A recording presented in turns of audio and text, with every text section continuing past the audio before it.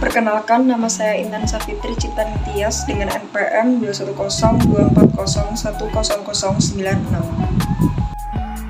Saya Latifah Ekasari dengan NPM 210240101116. Perkenalkan, nama saya Rasmus Manika dengan NPM 124. Perkenalkan, nama saya Saskia Tribulandiri dengan nomor NPM 21024010139.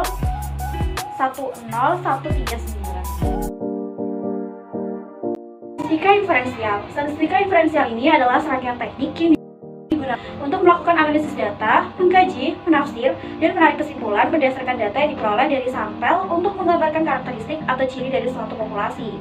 Oleh karena itu, statistika inferensial ini biasa juga disebut sebagai statistik induktif atau statistik penarikan kesimpulan.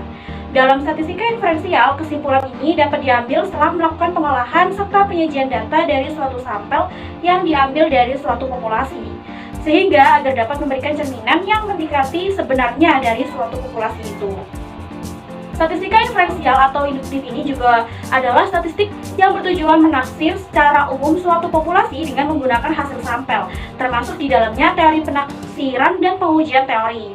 Statistika inferensial ini digunakan untuk melakukan yang pertama generalisasi dari sampel ke populasi, yang kedua uji hipotesis atau membandingkan, uji perbedaan atau kesamaan dengan menghubungkan, yaitu uji keterkaitan dan kontribusi. Berdasarkan ruang lingkupnya, statistika inferensial ini mencakup yang pertama ada probabilitas atau teori kemungkinan, yang kedua ada distribusi teoritis, yang ketiga ada sampling dan sampling distribusi, yang keempat ada pendugaan atau teori populasi, yang kelima ada uji hipotesis, yang keenam ada analisis korelasi dan uji signifikasi, yang ketujuh ada analisis regresi untuk peramalan, kedelapan ada analisis varians, dan yang terakhir ada analisis covariance. Jenis dari statistika inferensial ini ada dua. Yang pertama ada statistika parametrik.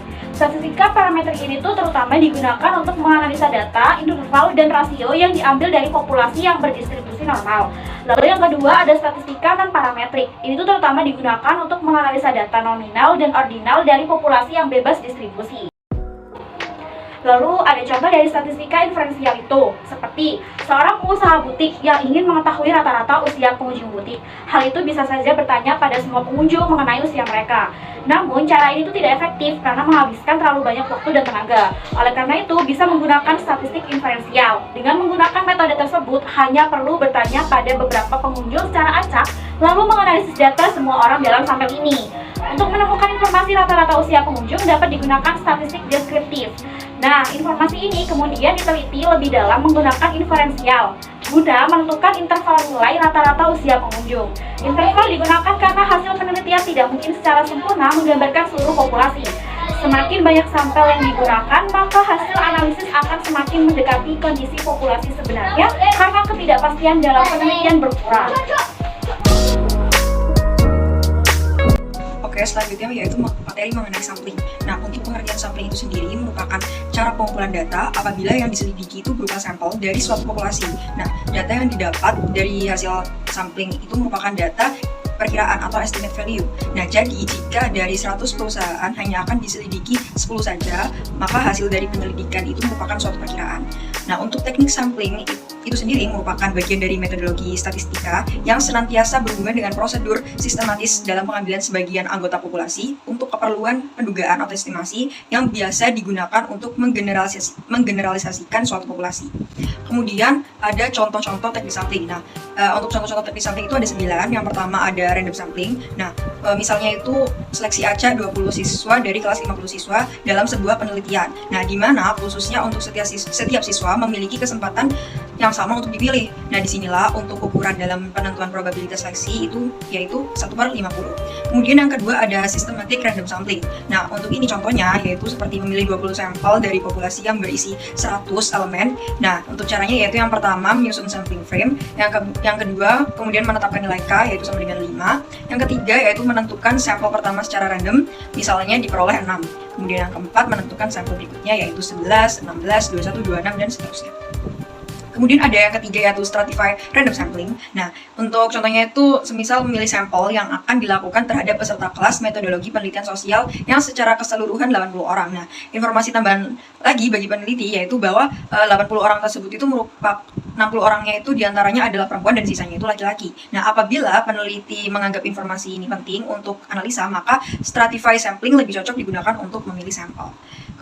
Kemudian yang keempat ada cluster sampling. Nah, untuk contohnya yaitu misalnya pemilihan sampel pegawai pada suatu departemen yang pegawainya tersebar pada berbagai unit kerja yang juga tersebar secara geografis. Nah, dalam kasus ini, peneliti itu bisa menjadikan unit kerja sebagai klaster dan selanjutnya secara acak memilih beberapa unit kerja sebagai sampel. Nah, pada tiap-tiap unit kerja yang terpilih tersebut, kemudian seluruh pegawai dijadikan sampel penelitian. Yang kelima ada multi-stage sampling. Nah, dalam teknik ini, populasi itu dibagi menjadi beberapa kelompok. Dan kemudian kelompok ini dibagi lagi dan dikelompokkan ke dalam berbagai subkelompok atau strata berdasarkan kesamaan. Nah, satu atau lebih klaster dapat dipilih secara acak dari setiap strata. Proses ini berlanjut sampai klaster tidak dapat dibagi lagi. Misalnya, negara dapat dibagi menjadi negara, kota, perkotaan, dan pedesaan, dan semua wilayah dengan karakteristik yang sama dapat digabung bersama untuk membentuk strata. Kemudian yang keenam ada kota sampling. Nah, misalnya jika dalam suatu populasi terdapat 45% wanita dan 55% pria, maka penentuan dan perumusan untuk jumlah sampel yang diambil dengan penggunaan metode penelitian tertentu harus mencerminkan presentasi pria dan wanita yang sama.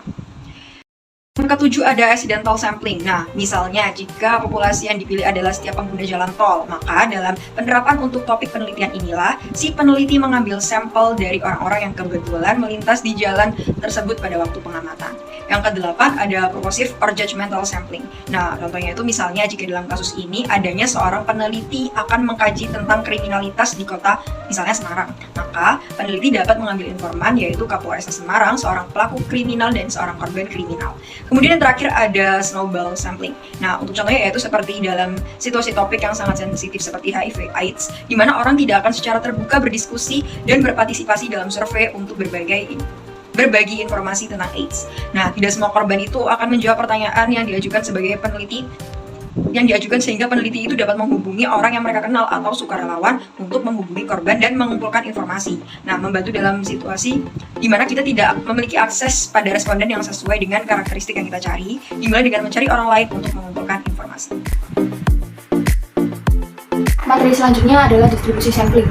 Distribusi sampling atau sampling distribution adalah distribusi dari rata-rata atau jumlah proporsi sampel yang diambil secara berulang-ulang atau N kali dari populasi.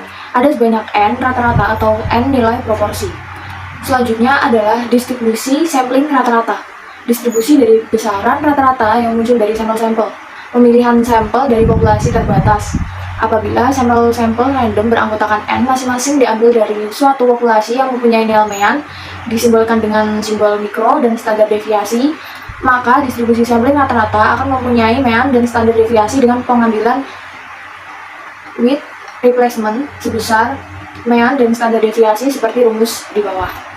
Kemudian, untuk memahami materi sebelumnya, kita bisa terapkan pada contoh kasus. Kasusnya diberikan sebuah populasi dengan N sama dengan 3, yakni terdiri atas 1, 2, dan 5.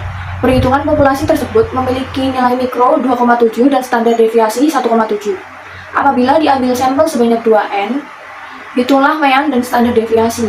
Penyelesaiannya, yang pertama, bila pengambilan sampel dilakukan dengan pengembalian atau width replacement, maka akan terdapat 9 sampel dengan anggota 2 angka yang bisa diambil dari populasi tersebut. N besar N kecil sama dengan 3, 2 sama dengan 9. Tabel dari pengambilan sampelnya bisa dilihat seperti gambar. Kemudian setelah itu kita hitung populasi, mean, dan standar deviasinya. Dengan perhitungan mean sama dengan 1 plus 2 plus 5 per 3 menjadi 2,7. Kemudian standar deviasinya kita hitung akar dari 1 dikurangi 2,7 kuadrat dijumlahkan dengan 2 min 2,7 kuadrat ditambah 5 min 2,7 kuadrat per 3 menghasilkan angka 1,7. Perhitungan sampel, contoh sampel 1,1, meannya adalah 1 plus 1 per 2 sama dengan 1, median sama dengan 1 plus 1 per 2 sama dengan 1, varians sama dengan 0, dan standar deviasinya juga 0. Kemudian dari perhitungan sampel diperoleh data seperti pada tabel, di mana mean of statistic value-nya ketemu 2,7 pada mean dan pada median 2,7, pada variance S kuadrat 2,9, standar deviasinya 1,3. Selanjutnya adalah rangkuman dari tabel sebelumnya. dan rata-rata distribusi sampling mikro adalah 2,7. Lalu yang selanjutnya yaitu hubungan ukuran sampel dan sampling error. Hubungan antara ukuran sampel dengan sampling error dapat dijelaskan dengan gambar dan tabel di bawah ini. Dengan diasumsikan data menggunakan tingkat kepercayaan 95%, menunjukkan bahwa semakin kecil ukuran sampel yang diambil dari populasi, semakin besar kemungkinan terjadinya sampling error, sehingga semakin jauh data sampel dengan data populasi sesungguhnya. Sebaliknya, semakin besar ukuran sampel yang diambil, semakin berkurang sampling error. Informasi ini dapat dari data sampel akan semakin mewakili data yang ada pada populasi. Pada tabel dapat dilihat bahwa terdapat sampel A sampai D. Pada sampel A besar sampel sebanyak 200, pada sampel B sebesar 100, pada sampel C sebesar 500, pada sampel D sebesar 100. Kemudian untuk sampling errornya pada sampel A sebesar 2%, pada sampel B sebesar 3%, pada sampel C sebesar 4%, dan pada sampel D sebesar 5%.